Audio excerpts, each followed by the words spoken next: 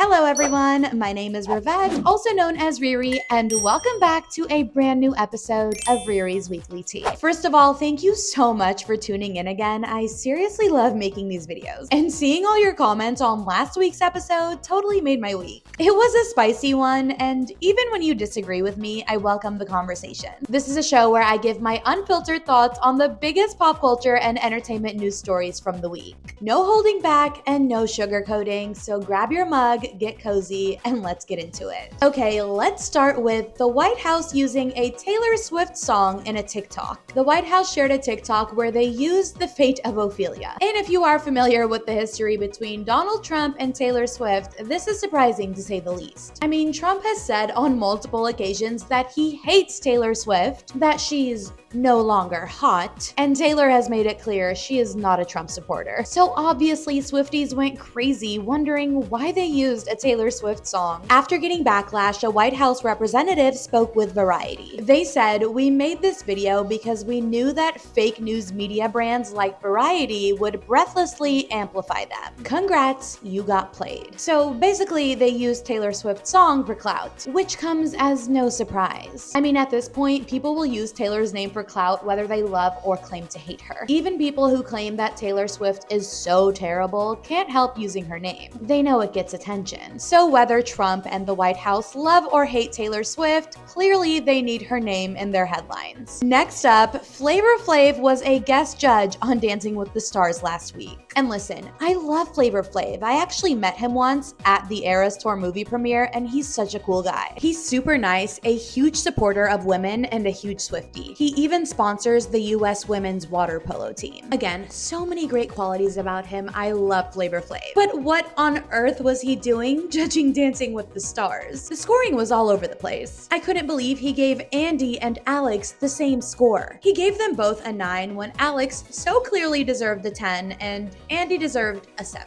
And I'm not an Andy hater. I really like him and I think he's entertaining to watch. I know that's controversial. So many people are really pissed that Andy is still in the competition, but that's another story. Flavor Flav later said that he accidentally gave Alex a 9. He really meant to give her a 10. But honestly, at this stage in the competition, I think we need to bring in guest judges who are actually really well versed in dancing. He also gave Dylan Efron a 10, which really made no sense. At this stage in the competition, the stakes are higher. I love the chaos, but the judging should be a little bit more consistent. Still, it made for great TV, and that's what we're all here for. All right, moving on. SZA recently addressed her feud with Nicki Minaj. In a new interview, SZA basically said, "I don't know her." Of course, this is referring to a Twitter exchange between Nicki and SZA a few months ago. Now, here's what I have to say. I wish these feuds between women would just stop. I've been a Nicki fan for years, and while I definitely don't agree with everything she's ever posted, I still respect her legacy. But I want to see more collaboration, not competition. Let's all take a page from Charlie XCX and Lord's book. The Girl So Confusing remix was the cultural reset that we all needed. When women support each other, especially in the music industry, everyone wins. And when we're pitted against each other, the patriarchy wins. Honestly, I'm done taking sides. I want everyone to work it out on the remix. Or if you're gonna feud, let's leave it in the music. Moving on to Kim Kardashian, her new show All's Fair just debuted on Hulu. And it debuted with a whopping 0% on Rotten Tomatoes from top critics. And honestly, I love the way that Kim handled it. She shared a carousel on Instagram basically trolling herself. In her caption, she put, "Have you tuned into the most critically acclaimed show of the year?" And in the post, Kim added screenshots of the bad reviews from critics. And honestly, I respect it. I love that she can laugh at herself. And it really doesn't matter what the critics think because fans are actually loving the show. They're eating it up. They're saying it's camp, it's over the top, and dramatic. Yes, the acting is questionable and the plot is wild, but it's also fabulous. I love that she can laugh at herself and still have fun with it. And I did watch the first episode. Yes, it's a little unrealistic, but that's kind of the point. Someone said that All's Fair is like Scream Queens for wine moms and millennial gays, and I couldn't agree more. I'm gonna keep watching the show, but let me know your thoughts if you've seen it. I feel like it's one of those shows where you either love it or hate it. Hilary Duff is officially back and better than ever. She just released her first single in 10 years. It's called Mature, and I'm obsessed. I grew up with Hilary Duff. Lizzie McGuire was everything to me. The song Mature is so millennial coded, it's so pop girl. It's basically a conversation that Hilary is having with the younger version of herself. I mean, so relatable. In the lyrics, she also makes a little reference to Leonardo DiCaprio. She sings, "Just a few years younger, a new haircut, very Leo of you with a Scorpio touch." I think this is a double entendre because Leo is a star sign just like Scorpio is, but Leo is also short for Leonardo DiCaprio, who also happens to be a Scorpio and who also happens to date younger girls, if the shoe fits. I think Hilary is so smart for making this reference. It gets the people talking. And she also announced a little mini tour. She's hitting 4 cities in January: London, Toronto, Brooklyn, and LA. I've already signed up for the LA presale, obviously. As a lifelong Lizzie McGuire fan, I am so beyond ready for this comeback. Millennials, it's our time to rise again. Also, I have a little bit of an interesting story with my first encounter with Hilary Duff. This happened a few years ago, and if enough of you want to know about the story, comment down below, and maybe I'll talk about it next week. Let me know. Chrishell Stause has announced that she is officially leaving Selling Sunset, and that Jesus himself couldn't get her to return for another season. And honestly, are any of us surprised? I feel like Chrishell has been over it for a while. You can kind of see it in her energy this past season. It seems like she's a little checked out and definitely keeping her distance from any newcomers at the Oppenheim group, like Sandra Vergara. You can tell the drama is just not serving Chrishell anymore. She says that she is financially okay and doesn't need the show and wants to protect her mental health. And I respect that. But of course, the show will not be the same without her, and I don't even know if they're coming back for another season. But if they do, I have one request. Bring back Christine Quinn. Love her or hate her, you've gotta admit, she was so entertaining to watch. She makes the perfect villain. But do you think Selling Sunset is actually going to come back, and will there be a show without Chrishell? I guess we'll find out, but now we have to talk about the Grammy nominations. And the biggest snub of this year. Grammy nominations for the 2026 awards show were announced this week, and there were a few snubs, but the biggest one, in my opinion, was The Weeknd. After everything that happened between the Recording Academy and The Weeknd,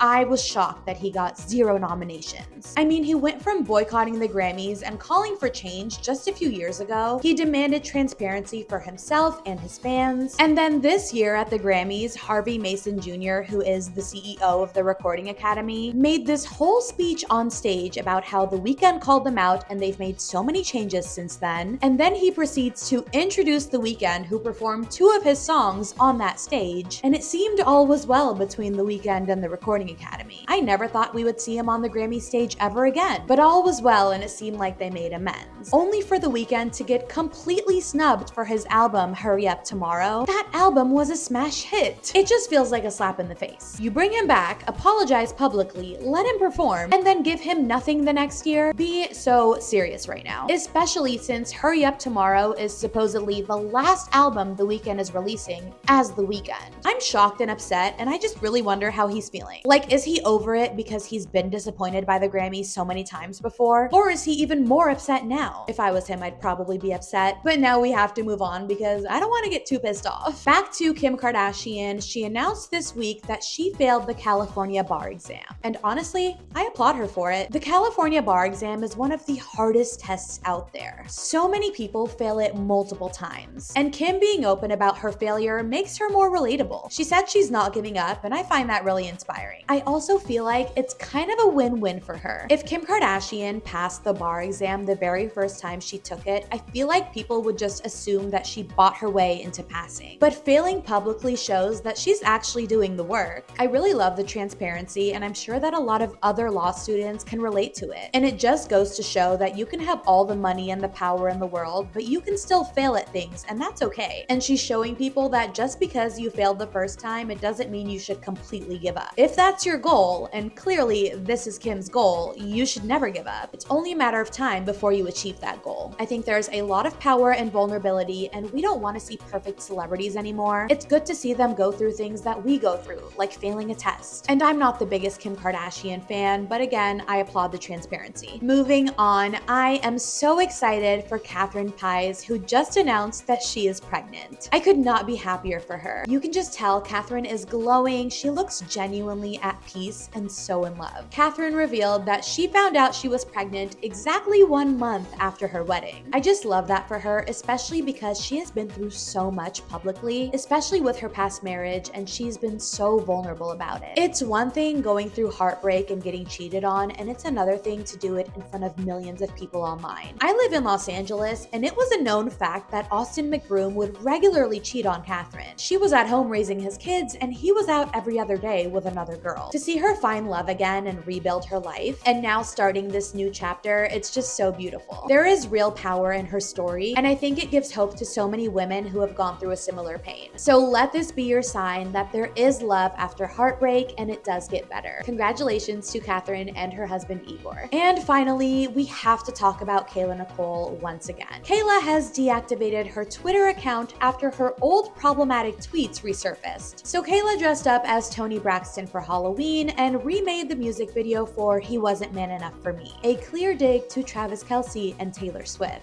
After getting backlash, Kayla tweeted, "Respect Black women, protect Black women." And that's when people decided to dig up her old problematic tweets. And I'm not going to show the tweets in this video, you've probably already seen them, but if you are curious and you want to see the tweets for yourself, I did share them in a YouTube short. Now, these tweets were racist, homophobic, and highly offensive to multiple groups of people. Some dated all the way back to 2010, and others were more recent. A lot of these tweets were specifically racist towards Black women, so people called Kayla a hypocrite for saying we need to protect and respect Black women, when according to her tweets, she wasn't even doing that. Now yes, people can grow and change, I absolutely believe that. But if you're going to do things like throw shade at your ex and his new fiance, your past behavior will come up, especially if you're still acting messy online. And I want to make it clear, I am not a Kayla Nicole hater. I said this in my previous video, I think she has every right to speak on her experiences. The same way that Taylor Swift is allowed to make music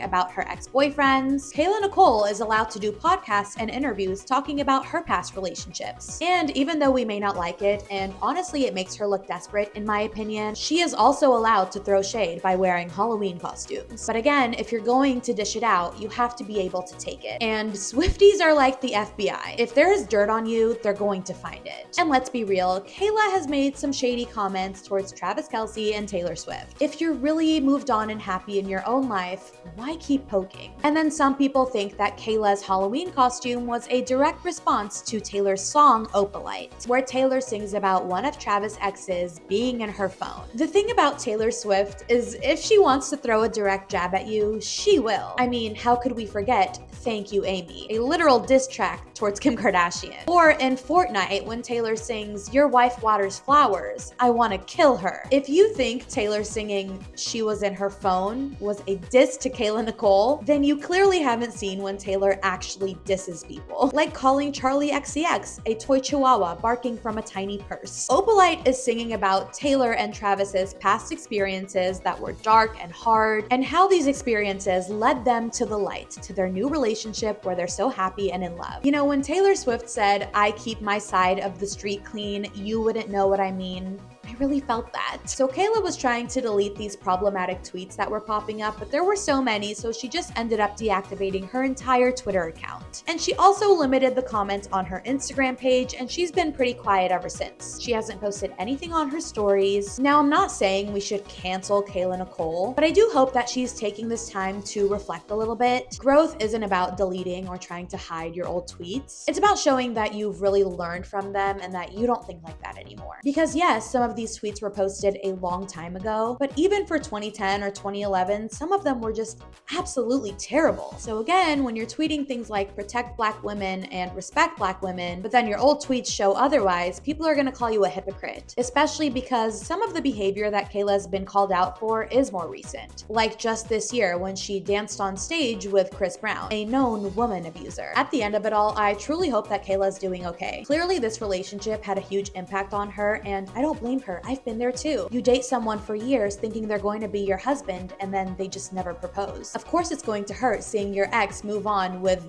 only the most famous person in the world, and proposed to her within 2 years. When you dated him on and off for 5 years and never got a proposal, I understand that hurts. Of course it does. So again, I just hope that she finds the healing that she needs. I've been there. I feel for her. I understand her pain, but I also hope that she realizes that throwing shade and little jabs here and there is not going to help her feel better. The only way to truly feel better is living a good life on your own. And while she is allowed to make little jabs or talk about her past experiences, again, it just gives off the impression that she isn't healed and she's not over it. So yeah, I just hope she finds her own happiness and everyone has their own happily ever after. And that's all the tea for this week, besties. So what do you think about these stories? I want to hear all your thoughts in the comment section. If you enjoyed this episode, don't forget to like, subscribe, and hit that notification bell so you never miss a video. Thank you so much for watching and interacting. It really means so much to me. Once again, I'm Riri, and I will see you next week for another episode of RiRi's Weekly Tea. Bye!